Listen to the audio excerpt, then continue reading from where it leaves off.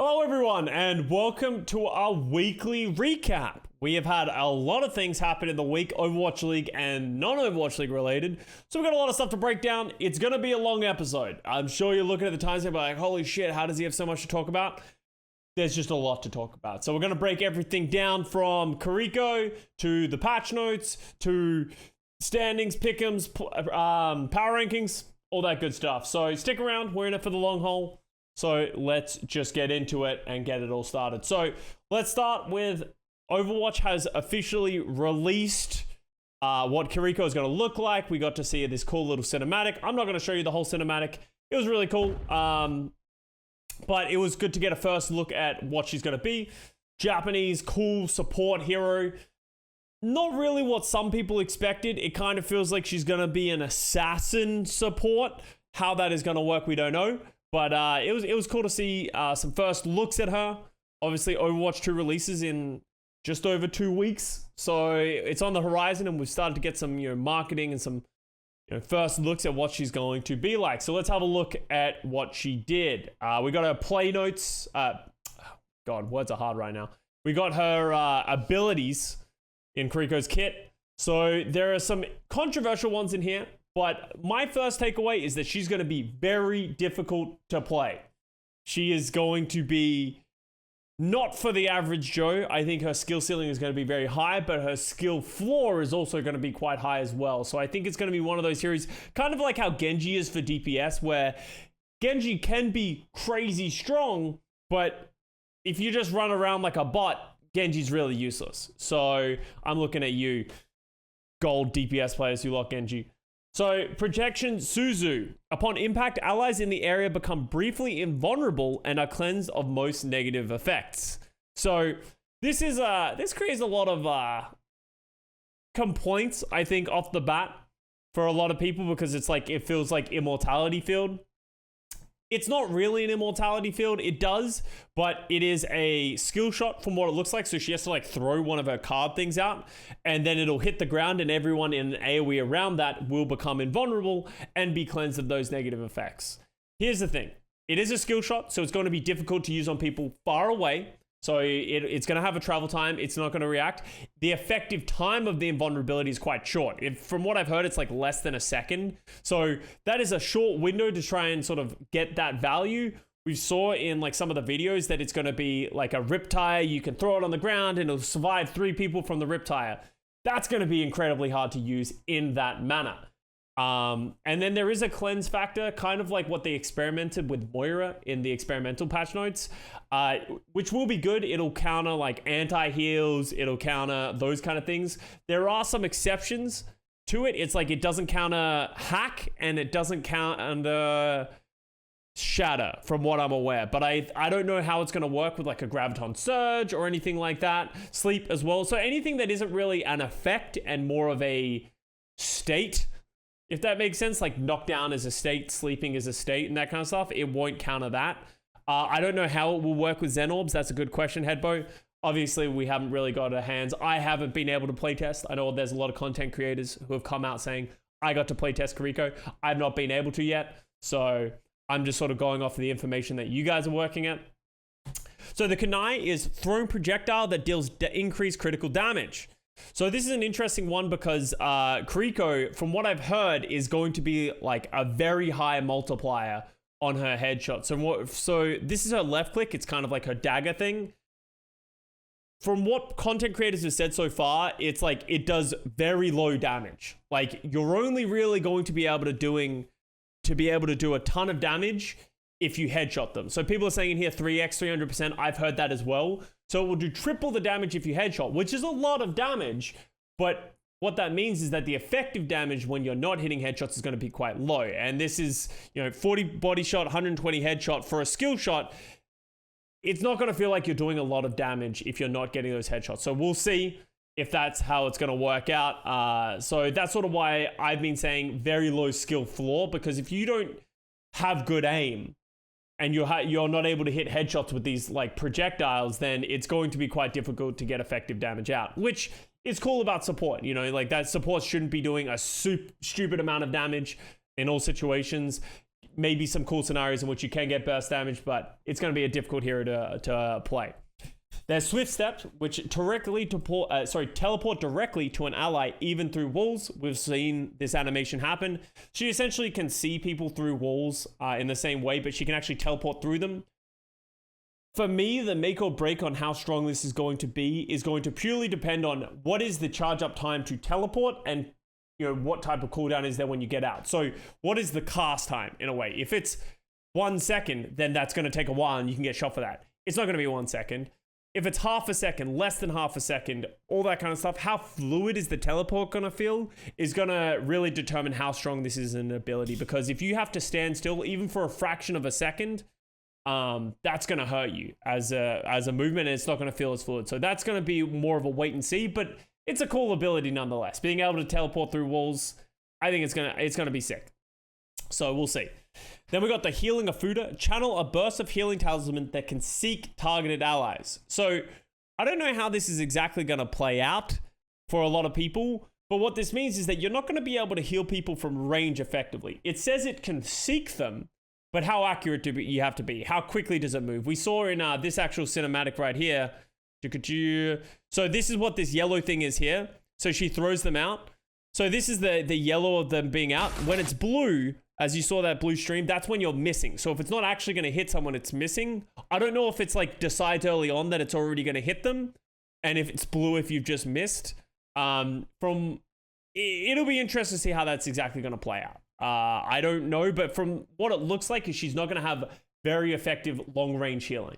She's going to need to be close, which sort of makes sense with her kit. She can teleport to allies. She can climb walls. She's supposed to really move with the team and play close to people and play that assassin role. So it'll be interesting. It'll be interesting to see how the healing's going to be. Then we got the Kasuna Rush, which seems to be like the most overpowered part of her kit. Summon a Fox Spirit that rushes forward, accelerating the movement, attack speed, and cooldowns of allies that follow its path. So if you are on that path, you're just going to be doing a billion damage with all your abilities. You're going to be able to throw stuff. I remember seeing a tweet from someone saying like, I played this and it was so overwhelming how fast I could do everything that it was just a lot. This feels like an ultimate that's going to be, you're going to drop it. And if you see that got dropped, you just run away because you're probably not going to win that fight. So it's a big team orientated brawling fight win that'll come from the ultimate. I don't know exactly how it works. If it's just you have to stand in this long line to get the effects of it. Do you have to follow the fox? All that kind of stuff. It's just unclear at this point, but it looks pretty cool. And then the passive of Kiriko is that she can wall climb, which, exactly like Genji, like Hanzo, she's going to be able to wall climb, which is a cool thing for supports to have because no supporters ever have wall climb. So everything about this kit seems hella sick, but it's going to be really hard, okay? Don't get me wrong. It's important that she's not going to be in ranked off the bat because she's going to be all over the place. It's going to be crazy. I think she's going to be difficult. I think there's going to be a lot of throwing going on Kiriko off the bat because she looks difficult. Like even me, I'm looking at her, I'm like, this is going to be hard to get value of. So, but it's going to be a cool hero. And I like the direction they're going with these type of heroes. So that's it for Kiriko. That's a bunch of Overwatch stuff that happened. There was a blog post that came out from Play Overwatch that was sort of talking about all the details of how it's going to release, the battle pass, how you're going to be able to play in ranked. I can't go over all of that in this video. If you want to check it out, go check it out. I'll leave it in the description below. If you want to go check out that blog post, give it a read. If you want information, it has a bunch of really good FAQ and stuff like that. If you're looking for more information on the Overwatch 2 launch, Kiriko, competitive, all that kind of stuff. So let's keep moving along and we're going to move on to Overwatch League action. So let's talk about the Hangzhou Spark, who have made two very interesting signings. So they've signed Teru, who you guys would remember from the Vancouver Titans of last year and potentially the year before that. He was a DPS player that ended up switching to Brig in the playoffs or something like that. Had a pretty good performance, but he's coming back as a support full-time for the Spark, which I'm not in love with. It doesn't really make sense. There's a lot of other good options that you could go for. But I don't know. Hangzhou Spark have decided that they need a 12-man roster at all moments. So, we'll see. You know, we'll see. Maybe they know something. Maybe these players are low-key gods. Has Terry been playing... Actually, I'm actually not aware of this. Has Terry gone back to contenders and been playing for a team? I'm actually going to look this up real quick, live on Wikipedia. Where's he been? Because I actually have not followed his career. He went to Team Diamond over the last 4 months and had... You know, they qualified for A-sides but didn't do well in A-sides. So I believe... He's been playing support for Team Diamond, so we'll see. I don't know. Team Diamond, who's the other player who came from Team Diamond? Was it Guria who came from Team Diamond originally? So maybe he's a crazy Kiriko. I don't know. You know, only time will really tell. So we'll see. But they also signed another player. So Neko gave the support. Honestly, I'd be surprised if either of these teams played. So Neko has decided to step away from being a coach and become a player. So he's jaked the Hangzhou Spark. I don't know if he's not planning to play or if he's actually going to get full time. Like if they roll out with Teru and Neko as the support line for this upcoming tournament, we'll see. But it is an interesting choice to sign Neko as well as a support. Another player who's like, these aren't the guys that are at the top of their game and dominating contenders that you're like, damn, this is a great pickup. So take it as you will. If they have Super Rich and Irony still, I would expect those guys to continue playing, but Hangzhou Spark bolstering their roster apparently. Also in the Eastern region, Piggy, originally from the Houston Outlaws, has found a home in the Guangzhou Charge. This was another strange signing to me. They have Krong, who has probably been playing quite well on the tank role. Piggy has had a more illustrious career over the last year, and he has had a lot more hype around him. But do I think Piggy is going to turn the Charge around? Unlikely, but it's cool that they're making other signings. I don't really know. You know, they now have 2 off-tank players, like pretty hard off-tank players on their roster. Maybe this is a bid for them to start moving away from Krong. I don't know. I don't know. It doesn't make a ton of sense. There is also the ideas and the rumors that they're grabbing Piggy now so that when the season ends and Pelican and that whole debacle with the Houston Outlaws finishes, that they have a superior bid for Pelican because Pelican wants to play with Piggy. They're good friends. I don't know. That's some tinfoil hat stuff for you guys, but we'll see if Piggy starts playing for the Charge off the rip. He is a great player. It'll be interesting to see if he gets some game time over Krong. Another interesting choice that has happened, LA Valiant has come to a mutual agreement to part ways with NoHill. So NoHill season is officially over. NoHill has been a very outspoken and strange memer for the LA Valiant. There is a lot of details that were brought up by NoHill in relation to this. I'll give you guys a quick paraphrase. NoHill says that essentially in the month of October that they had already agreed that he would not coach past that date. I believe he has university requirements or something like that. They had already come to the conclusion that he would not be going past here, so they decided to part ways early. NoHill came out with a statement saying that he's had to bankrupt himself essentially to fund and pay some of these players. The organizational issues that have been going on at the Los Angeles Valiant under LGE and their Chinese brand has obviously caused a lot of eyebrows to be raised, and NoHill sort of shone a light on that a little bit. But regardless, I don't know what's going on with their Los Angeles Valiant. It's disappointing to see NoHill go because it felt like he was the driving force for a lot of their success and a lot of their push forward, at least from what we've heard from him. So only time will tell what LA Valiant shows up in this upcoming tournament. I would expect a very poor one. We'll see. We'll see. I just don't really like talking about this team because it just feels very cloak and dagger. So we'll keep moving on. I believe that is all the team updates from the week. So let's talk about some updates that happened within the league as a whole. The grand finals and playoffs have been announced for where they are going to be in 2022. The playoffs will be happening in the Anaheim Convention Center, which is essentially, if you guys are aware, the World Cup stage, you know, the circular one that they played on in 2018, 2019. As far as I'm aware, that is the stage we're going to be playing on.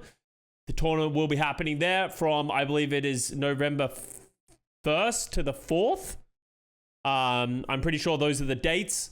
It's going to be an awesome event. It'll be awesome to have another live big event. The East teams will be traveling to the West. So it'll be 12 teams as far as I'm aware, 8 from the West, 4 from the East. They'll be coming together for a massive LAN October 31st, to November 4th.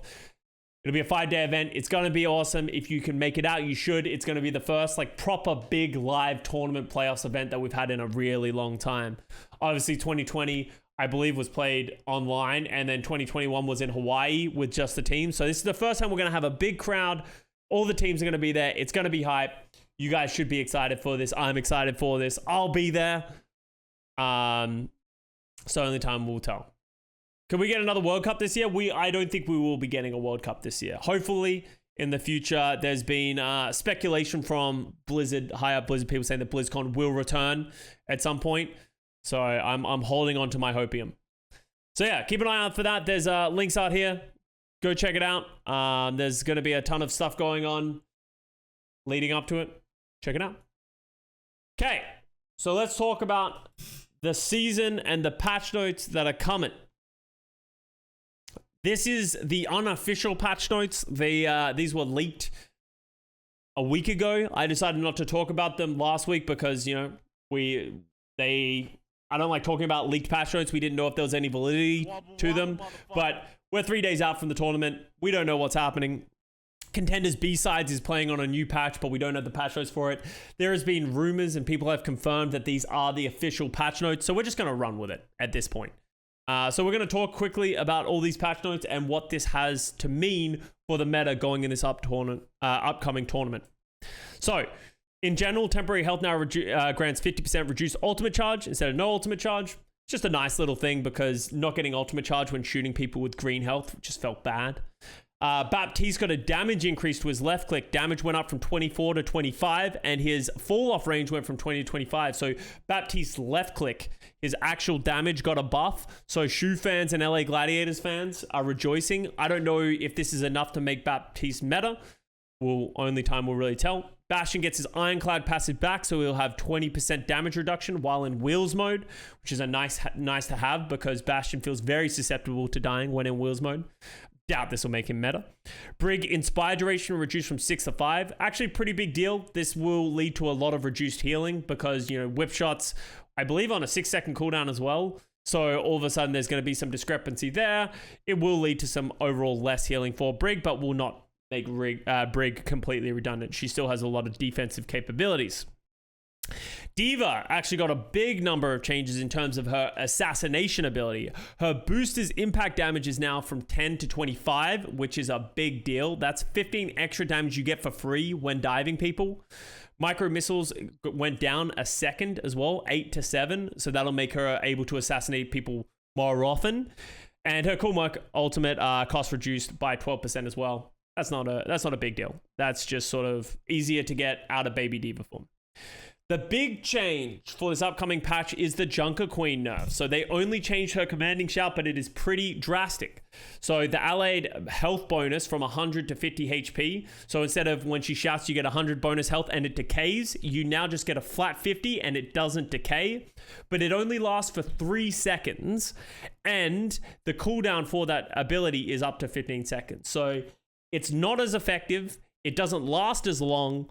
And the cooldown is drastically higher. So this should effectively hurt a lot of Junker Queen. Her team ability and the thing that made her strong to be able to work with others and just move together as a brawl is drastically weaker. So I think from what we've seen from the B-Sides tournament that is already being played, Junker Queen is not being played at this point in these metas. So you should not expect to see Junker Queen in the upcoming metas with these changes that were implemented. There's also down here, there was a bug fix. The double commanding shout bug that was happening where people were getting double the intended amount of health has been fixed as well. So that should no longer exist in Overwatch. So that's a nice bug to get out of there. So Junker Queen is dead. Orisa had her health increased by 25 and her armor increased by 25 to make her health 550 now. So she's a lot more durable. And her javelin went from 8 seconds to 6 seconds. So she is now just an exceptional javelin thrower who is just very, very tanky. Do I think this will make her meta? She's very strong. She has a lot of damage output. Her javelin's very strong. She's hard to kill. But she still doesn't offer enough in terms of team aspect. She doesn't offer enough to the team. She doesn't do anything for the team better than some of these other heroes. So I don't expect this to be strong enough to make her viable. She will definitely be good when the game releases in a couple of weeks. You should definitely play around with her. She's going to be very fun. But do I think this is going to make her meta in the Overwatch League? Absolutely not. One of the big changes coming in here, Reaper's Hellfire shotguns spread reduced from 8 to 7 degrees. If I'm remembering this correctly, when Overwatch 2 Alpha first came out, the pros were first getting their hands on it. It was originally at 7 degrees. Reaper's shotguns were originally at 7 degrees, and it was just, everyone was playing Reaper everywhere. The amount of damage and consistency you get from mid-range damage becomes a lot better. Essentially what this means is that instead of your spread being way wider, it is actually quite thinner. So you can do more effective damage against smaller targets. You can do more precise damage. So you pair that with how good we knew Reaper was in the kickoff clash, it could potentially be a lot stronger for Reaper. So I would not be surprised to see teams like the Dallas Fuel and other teams messing around with a Reaper composition. There is one change that has happened that you need to keep in mind. In the kickoff clash to the June Joust, they changed the DPS passives. So the DPS passive of movement speed has been changed to the retention of ultimate charge. So that will make Reaper somewhat worse because that movement speed was important. But will that have enough impact? We'll see. We'll see. Sojourn's railgun, she no longer charges as much railgun charge from, barriers, turrets, all that kind of stuff. Essentially anything that's a non-hero got reduced. So it's just to essentially stop her charging on shields and then taking a shot at someone. It feels like they want her to have to do damage to actual people, which makes sense. And another big change that seems to have made waves in the B-sides at least is Sombra. Her hack ability lockout duration increased from 1 second to 1.75 seconds. So Sombra has been a big part of contention in Overwatch for the last couple of years. In Overwatch 2, it felt like they over-nerfed her hack. It felt like her hack was 1 second. It felt like nothing. By the time you hacked them and started shooting, they already could use their abilities. So going up to 1.75 seconds is going to be important. And I think you should expect to see at least a little bit more Sombra in the meta coming up because this applies to manual hacks and EMPs. So Sombra might get a little bit more playtime. So some of these Eastern teams, Lip and the Shanghai Dragons, might be looking at this like, it's time to play some Sombra. So we'll see. For me, with these patch notes, I don't really know what to expect. From B-sides and the contenders, from what we're seeing, they don't know what to expect. They're all over the place. They haven't come to an agreement, which is good. The fact that no consensus has been made means that there should hopefully be a lot of diversity in the upcoming tournament. Maybe teams can play, what they like rather than there being one hard meta, kind of like what we saw in some of these other tournaments so far. So time will really tell, but there's not a lot of time before everything starts getting turned around. Importantly, I believe this will also be the play-in patch. Sean Miller came out on Twitter announcing that the playoffs will be played on the Kiriko patch. Kiriko will be available during that. We'll get all those balance changes and all that kind of stuff for the playoffs. Play-ins will not have that playoff patch. So play-ins will probably be on this patch and not the playoffs one. So this is going to matter for some of these teams that are on the cusp of making it to the playoffs. So if I was taking a stab at what I think the meta is going to be off this, my first guess is Reaper, Sombra, Xayah, Lucio, Ana. That's my hot take. That's where I think it's going to go. I actually don't even have any insider information. I haven't actually talked to anyone who's in Overwatch League Scrim. So that's just a stab in the dark. But that would make sense to me. You go back to the kickoff clash style that the Dallas Fuel played. You have the ability for Sombra to hack and get more value in terms of isolating targets. You can use that as a defensive to counter some dives. And then you have the Lucio, you have the Ana nano boost. So if that is true, as you're saying, Red Ranger, that will be very good for Dallas Fuel. That is essentially very similar to the composition that they played in the kickoff clash. But as I said, it could go many different ways. Moving on, let's talk about the standings because these actually matter a lot. So this is the season standings where we are right now. As I said, there is from Top 6 teams in North America will instantly qualify for the playoffs. 7 to 10 will face each other in the play-ins for 2 last spots in the West to have 8 teams qualify. So, Atlanta Reign, Florida Mayhem, and the Washington Justice, and potentially the Boston Uprising, are all fighting to stay in these play-ins. There is a world in which, Toronto Defiant, London Spitfire could fall down, and I think, Atlanta Reign, Florida Mayhem, if they have good stages, they could potentially get over these guys. Remember, there's only 6 more regular season matches coming up. There is no tournament, so there is going to be no extra tournament bonus points that you're going to get for qualifying for these tournaments. So there's 6 points to be had for all of these teams, and there's a lot of back and forth that could go. So then you have the Boston Uprising. If they have a bad stage, the Vancouver Titans, even the New York Excelsior, could potentially push them out and make their way into the play-ins. So there's a lot to play for in the middle of the pack. A lot of these top teams are pretty much locked in. San Francisco Shock, Dallas Fuel, and probably the Los Angeles Gladiators are hard locked in to qualify for the playoffs.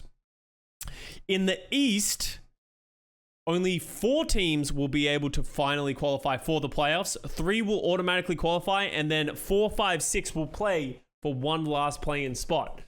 With the loss of NoHill, I don't expect Los Angeles Valiant to be able to make a run, but hey, crazier things have happened if the Guangzhou Charge just decide to suck now. But the real race is coming between the Hangzhou Spark and the Philadelphia Fusion. Who is going to get the guaranteed spot into the playoffs and not have to go through the play-ins, because you don't want to be that team in the play-ins. As much as I think Spark and Fusion would be the favorites to make it out of it, just right now, you never know what the Chengdu Hunters or the Guangzhou Charge are going to bring. So a lot to play for in both regions. So time will really tell. And I think the meta will matter a lot, because I don't know how many of these teams are good at Sombra, good at Xayah, Reaper, if it goes in the direction that I am expecting. So keep an eye out for that. Obviously, we'll be highlighting that as the broadcast days go on, because it's going to matter a lot. Shit. I just closed my Pickems. 1 second. Let me get my Pickems back up. So let us do our Pickems. Wait, did we say we should do player? Yeah, we should do this first, actually. Never mind. Good job, me. Here we go. So let's do some power rankings. As I said, I don't know what the meta is going to be. So this is going to be some very loose power rankings. Just chill, and we'll keep an eye on it. I think Dallas Fuel and San Francisco Shock staying at number 1 and 2 makes sense to me. I don't know if I'm going to put any other teams up there. Actually, maybe I'll put the Gladiators here. I think they'll bounce back. They have a great team. I think moving away from this Junker Queen, I expect them to be there, but they're going to stay at 3rd. We're going to have a tier break here.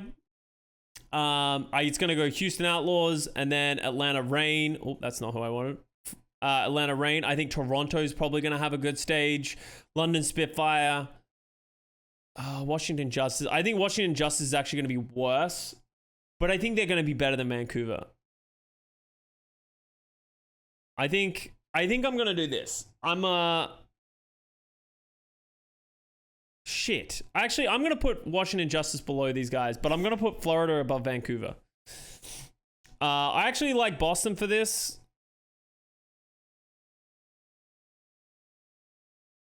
I think this is where I'm going to leave it. So, obviously, this is very loose, but this is sort of more of a power rankings for where I feel like these teams are. Should I put a tier break? Maybe I put a tier break here. I think this is where I'm going to put a tier break there. So I'm breaking this into 4 different groups, and this is less about the meta, and this is more just going to be like, how do I feel about these teams going in? I'm really confident in these top 3 teams in the West to be able to perform well in this meta and going into the playoffs. These are teams that I think have the potential to be able to fight these guys, but are not going to be in the same tier. Like, I am not as confident, and any one of these teams could shit the bed at any moment and decide that they suck. And I also think these teams can be affected by the meta. I don't think these teams will be drastically hurt by regardless of any meta that comes out from the patch notes that we've seen. But I think one of these teams or 2 of these teams could definitely blow out just like not being good at this meta. These teams are a coin flip on whether they're going to be good or not. Depends on the week, depends on like exactly where the meta ends up. And I could actually see a bunch of these teams doing some wacky shit to just try and get over the line at the end, because as we said earlier, they have a lot to play for. The Washington Justice is a weird one because remember, they only have 5 players. And they were pretty fortunate on the 5 players that they had with the meta that came out. Because if we have to play a main tank role for Kalios, that could be a problem. All of a sudden, if we have to play something that isn't Genji, maybe Assassin goes back to Sombra and he really struggles with the Sombra, that could be a problem. Decay, maybe not. Yeah, actually, I'm not worried about Decay. And then New York Excelsior and the Paris Eternal, I just don't trust either of these teams. I don't think they're going to be great. I'm hoping Paris can get a win with their new roster. And New York Excelsior, I don't know what's going on there. They don't have a new head coach. They're just sort of vibing out. I don't know what to expect from this team. Let's go over to the East. Shanghai Dragons, Seoul Dynasty, 100% staying right there. I'm going to put the Guangzhou Charge below here because I just trust Philly and Spark to be there.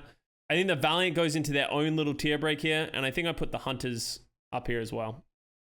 I trust in the Charge more than the Hunters because I actually like their new roster and the pieces that they've added. Chengdu is just disappointed us time and time again this year. I don't know if I trust them over the Charge, and Jimmy's going to fuck regardless of what we play. LA Valiant is in the giga bad tier, especially with the loss of NoHill. He seems like the only thing holding this team together. Hangzhou Spark and the Philadelphia Fusion just coming off of pretty tragic tournaments. Philadelphia Fusion redeemed themselves a little bit, and that's why they're at the top of this list. But Hangzhou Spark, they need to bounce back. But signing those 2 supports just gives me negative confidence that they're going to make the right choices. Possible break between Spark and Charge? No, because I don't trust Spark and Fusion. Yes, theoretically there should be, but I don't trust either of those teams to get it together for a new stage. And Shanghai and Seoul are just head and shoulders above everyone else in the East. But Shanghai stays at number 1 because they won the tournament and they look to be the best. And I think if we go into a Sombra meta, it's going to be a great tournament for them. I'm curious to see the form that Fleta is going to be in, if you know what I mean. Because who are you? They can't play Genji. Who are you is unlikely to play. So Fleta had a pretty poor first 2 stages when he played for the Shanghai Dragons. So if he's going to be able to step up.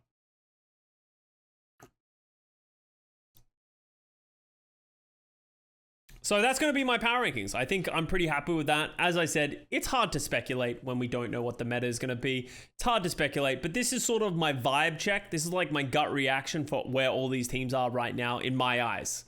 Only time will really tell. I believe the East region is not going to play this week, so they get another break off, and then the Western teams will be coming in strong, and we'll get a first look at them. I believe we get 4 days of Overwatch. So let's look at our Pickems and talk about these teams. So you get a crystal ball picks. Pick 2 teams from each region to advance to the playoffs. Bonus points for the winner. So this is a really easy question that they're asking you. Just choose the teams that are at the highest. Dallas Fuel, San Francisco Shock. Oh, the East plays this week? Oh, that's right, because they need an extra week off for play-ins and stuff like that. Go into the playoffs. Makes sense. So they moved them forward a week. So we will see the East play this week, so I'm excited for that. But yeah, I'm just going to Dallas, Shock, Dragon, Soul. That's pretty cut and dry. No real need to explain those. Those guys are the top of both their standings. And I think it's almost statistically impossible for these teams to not qualify for the playoffs. So let's talk about the West. As I said, we got a 4-day week this week. It's going to be a long one. Houston Outlaws versus Boston Uprising. No, let's not get crazy. I think this is going to be a close game. I actually think Boston's going to be good this stage. I actually think they're going to be good. Dallas is going to 3-0 Washington. Atlanta, Toronto. Ooh. Atlanta, Toronto. Oh.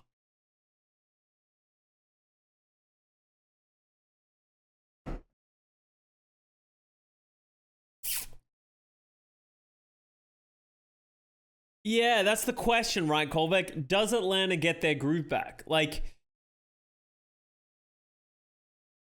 do they have a good Sombra player? Like, here's the thing. Like, it really comes down to the meta.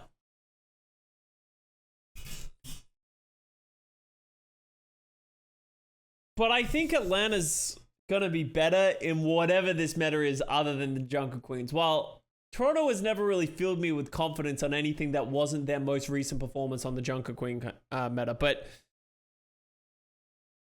yeah, Speedley's had more time with the team. I think I'm going to go for Atlanta. I think for something in my heart of hearts says I think I don't want to get too much on the Toronto recency bias, and I think Atlanta should come out in a pretty good way in this meta and in this tournament. They also have everything to play for, you know, like we were looking at their regular season standing. They need to win this match. Like there's no fucking around right now. Like they don't want to have to go through the play-ins. They really need to show up in this tournament. All right, Paris versus London. I think London 3-0s the Paris Eternal. LA Gladiators versus Florida. I think Gladiators win 3-1. I'm going to give Florida a map because I don't know what to expect from Florida, and I don't think Gladiators know what to expect either. Toronto versus New York Excelsior. I'm going to give New York a map against Toronto, but there we go. Vancouver versus London. It really comes down to what London plays. I could totally see London coming out and playing Rush again.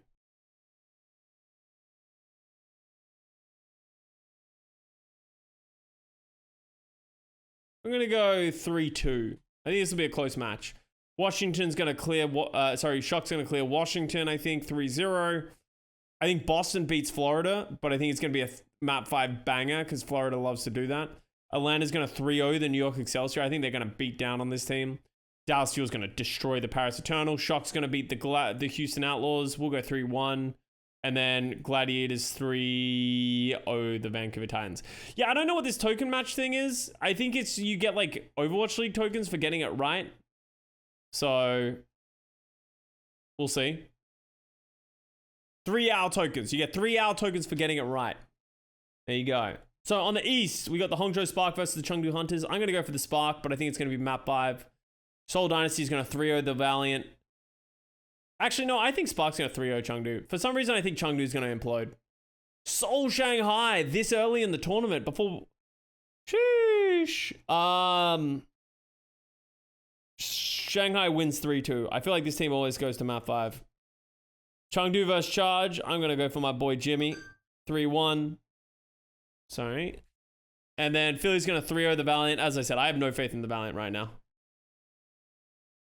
Shanghai Dragons 3-0 the Guangzhou Charge. And Philadelphia Fusion versus Hangzhou. Ooh.